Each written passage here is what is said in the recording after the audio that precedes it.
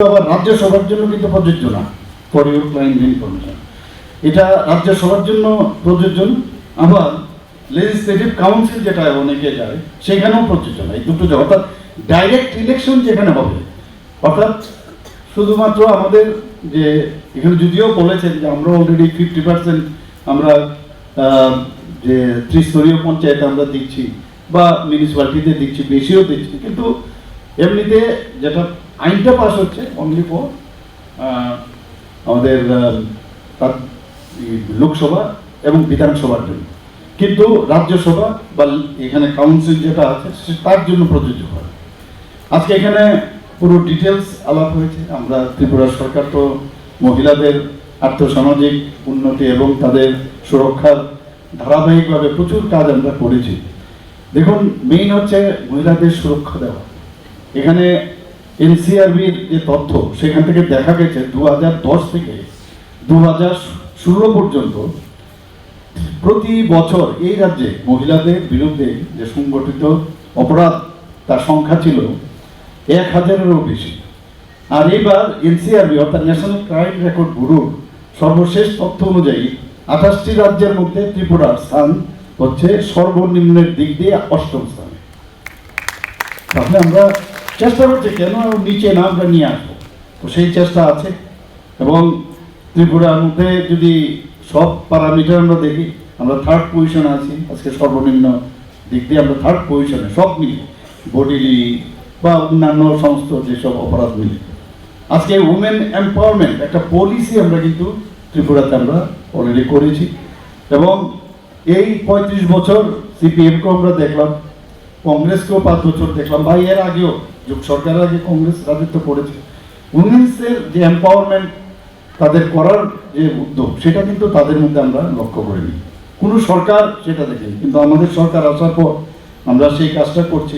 এখানে আমার পূর্ববর্তী বক্তা কল্যাণীজি অলরেডি বলেছেন যে 14ই মার্চ 2025-এ আমরা মুখ্যমন্ত্রী কন্যা আত্মনির্ভর যোজনা ছাত্রীদেরকে যাতে আরও তারা মানে উৎসাহিত হয় তার জন্য আমরা স্কুটি দিয়েছি প্রায় 140, মানে 100 দিয়েছি টিএসবি ত্রিপুরা আমাদের যে বোর্ড আছে, ত্রিপুরা স্কুল এডুকেশন বোর্ড, সেটা আমরা করেছি। আরেকটা আবার যারা সিবিএসসি আছে, central board of secondary education, তাদেরও যারা ওই 125টা যে আমাদের বিদ্যাজ্যোতি আছে তাদের জন্য আমরা 40টা দিয়েছি, অর্থাৎ তারা যাতে আরও বেশি খুশি হয়। 1,22,000-এর মতো ছাত্রীকে আমরা বিনামূল্যে, যারা ক্লাস 9-এ পড়ে তাদেরকে আমরা দিলাম।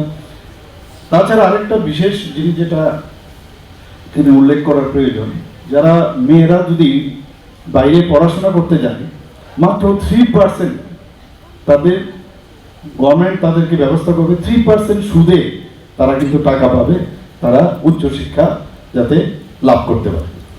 আমরা এর আগেও আমার মনে আছে রাজীববাবু বলেছেন অলরেডি, সমস্ত আমাদের যে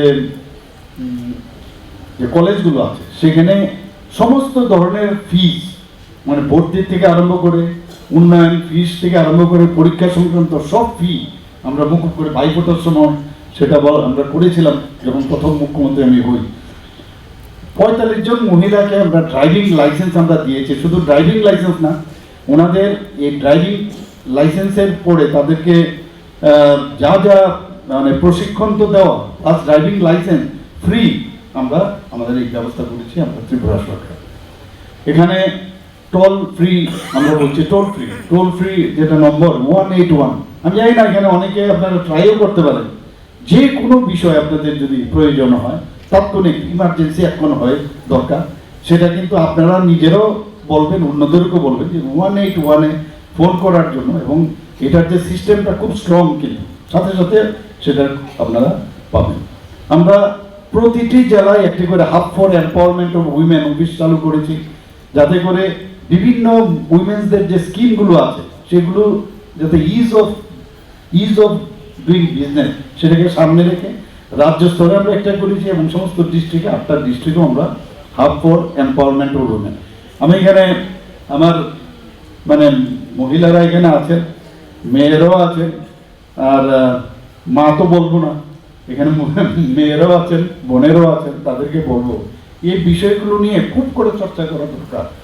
মানে মহিলা মোর্চা যখন এগুলো বলবে তাহলে আরো আমাদের সুবিধা হবে যে আমরা সরকার আমরা কি করছি।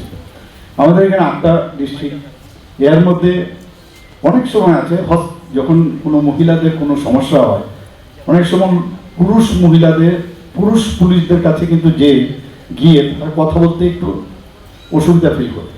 এর জন্য আমরা ঠিক করলাম যে ফুললি মহিলা দ্বারা পরিচালিত মহিলা থানা করা, এবং তার জন্য আমরা 8টা ডিস্ট্রিক্টে 8টা আছি, প্লাস ওয়েস্ট ডিস্ট্রিক্টে আরও একটা, অর্থাৎ 9টা আমরা মহিলা থানা করেছি। আমি ইনগুরেশনও করেছি অনেকগুলোতে, তো সেখানে এই সুবিধা আছে। তাছাড়া আমরা এই যে কর্মক্ষেত্রে একটা বিরাট সমস্যা, মহিলাদের তো বিরাট প্রবলেম। যে কোনো ওয়ার্কিং প্লেস হলেই মহিলাদের এই যে সেক্সুয়াল হ্যারাসমেন্ট একটা অ্যাক্ট, সেটা আমরা ওয়ার্ক প্লেসে prevention provision and redressal act আমরা যে 2013-তে সেটা হয়েছে, সেটাকে সমস্ত সরকারি অফিস এবং বেসরকারি প্রতিষ্ঠানে আমরা সেই ব্যবস্থা, ইন্টারনাল কমপ্লেন কমিটিও গঠন করতে হবে। এগুলো না আমার মনে হয় যে আমার মহিলা মোর্চার যারা আছেন তাদেরকে আমি বলবো, এগুলো মানে আপনারা অনুসন্ধান করুন সমস্ত জায়গায়, শুধু সরকারি না বেসরকারিতে, যে এখানে আপনাদের ইন্টারনাল কমপ্লেন কমিটি আছে কিনা, এখন পর্যন্ত কটা কেস হয়েছে, তাহলে সবাই সচেতনও থাকবে। আর কটা হয়েছে কেন হয়নি এরকম হবে নাকি কোনো কিছু কমপ্লেন হয় না এটা তো বললে হবে না। তো এদের উপরে একটু প্রেশারটা দিলে আমার মনে হয় এগুলো কাজ হবে। এবং আপনার জেলা শাসকের অফিসেও কিন্তু লোকাল কমিটি করা, স্টেটে তো আছেই, তো সেটা নিয়ে মনে হয় সবাই কথা বলেছে। আমরা মহিলা ও কন্যা সন্তানদের জন্য রাজ্য সরকারে প্রায় 8 রকমের বিভিন্ন সামাজিক সুরক্ষা ভাতা আমরা দিচ্ছি, বিস্তর এখানে আলোচনা হয়েছেন। আমরা পঞ্চায়েত নির্বাচনে আমি মনে আছে মাননীয় প্রধানমন্ত্রীর সাথে আমি দেখা করেছিলাম, তখন ঠিক পঞ্চায়েতের ত্রিস্তরীয় পঞ্চায়েতটা হয়েছে ঠিক এমন সময় কোনো কারণে গিয়েছিলাম, তখন আমরা বললাম যে পঞ্চায়েতে তো আমাদের রেজাল্ট এরকম। উনি বলছেন যে अरे ऐसा बनाना महिला पूरा महिला से पंचायत बनाना, तो उससे अच्छा रहेगा। तो আমি ইন্সপায়ার্ড হলাম, এসে এখানে আপনারা জানেন যে 4টে পঞ্চায়েতে ইভেন সেখানে অফিসার যে আছে আমি সেখানে মহিলা অফিসার কিন্তু পাঠিয়েছি। আমাদের 4টে অলরেডি সম্পূর্ণ যে পঞ্চায়েত, 4টি গ্রাম পঞ্চায়েত সমিতি সম্পূর্ণভাবে মহিলার দ্বারা পরিচালিত। এখানে যারা আছেন অনেকে জানেন এটা, বিশেষ করে খুব সম্ভব গুমতি ডিস্ট্রিক্টে এটা প্রথম শুরু হয়েছিল। এখানে পিঙ্ক টয়লেটের কথা বলেছে রাজীববাবু। পিঙ্ক টয়লেটের মেইন যে উদ্দেশ্য সেটা হচ্ছে আপনারা জানেন, এটা modesty of the women is very important. তাদের রাস্তাঘাটে বেরোলে দেখা গেল কমন বাথরুম, এবং কমন বাথরুম বা টয়লেট থাকে, অনেকে যেতে একটু দ্বিধাগ্রস্ত থাকে। তো আমরা চাইছি একটা মডেল এই ধরনের পিঙ্ক টয়লেট, আমি অফিসারদের বলেছিলাম মানে কিভাবে করা যায়, তো ওরা মডেল বানিয়ে আমার কাছে এনেছেন। যে এটা দেখা গেল এন্ট্রি পয়েন্ট সামনের দিক থেকে, তো ওনারা বলছিলেন যে পেছন দিক থেকে এন্ট্রি পয়েন্ট করবেন। আমি না, এটা এন্ট্রি পয়েন্টটা পেছন দিয়ে করলে মানে বেটার হবে, আপনার সাইড থেকে করুন। তো সাইড থেকে করে তাহলে, কারণ পেছনে গেলে আপনারা বুঝেন মহিলাদের আমি মডেস্টি করতে তাদের মানে নিরাপত্তা দিতে চাই, তো বেটার লেফট। এবং সামনের দিকে অ্যাডভার্টাইজমেন্টের মতো করে সেখান থেকেও তো আয় করতে পারবে, মানে অ্যাডভার্টাইজমেন্টেরও সুবিধা থাকবে। এত সুন্দর বানিয়েছে মডেলটা, এবং এই খরচ দিয়েই কিন্তু এটা মেনটেন করা যাবে। এবং পিঙ্ক টয়লেটের সেটাও কিন্তু আগামী দিন সেটা, এবং মেনটেন্যান্স কীভাবে হবে, পরিষ্কার পরিচ্ছন্ন বারবার সেটাকে পরিষ্কার রাখা। আপনারা দেখবেন যখন এয়ারপোর্টে আপনারা যান, বহু এয়ারপোর্টে কন্টিনিউ সামনে টয়লেটে গেলে সাথে সাথে কেউ না গিয়ে আবার পরিষ্কার করছে, এরকম যখন হয় তবেই কিন্তু সেখানে ঢুকে। তো মেয়েরা এবং যারা মহিলারা আছেন বা বাচ্চা, তাদেরকে নিয়ে ওই পিঙ্ক টয়লেটের মেইন উদ্দেশ্য যে দূর থেকেই বোঝা যাবে it is for me and you use me, এই যে বিষয়টা সেটা হবে। এর জন্য আমাদের এটা তৈরি করছি আমরা। এখানে TRLM এর ব্যাপারে কথা বলেছেন, অলরেডি প্রায় 4,84,000-এর মতো TRLM আমাদের আছে। শহরেও যে TULM এর মধ্যেও প্রায় 5,941, প্রায় 63,743 মহিলা এর মধ্যে যুক্ত হয়েছে, অর্থাৎ 5 লক্ষ। লাখপতি দিদি, আমরা মাননীয় প্রধানমন্ত্রীর যে ড্রিম প্রজেক্ট, এখন লাখপতি দিদি আমাদের টার্গেট ছিল কত, আমরা 100% যেতে হবে, অর্থাৎ 1,18,000-এর মতো আমাদের টার্গেট ছিল। সেই জায়গায় এখন 1,14,000 আমরা করেছি। 8,000 করেছে, অর্থাৎ 15% আমরা কিন্তু সেখানে সাকসেস হয়েছি। এবং আরো বেশি যাতে আরো বেশি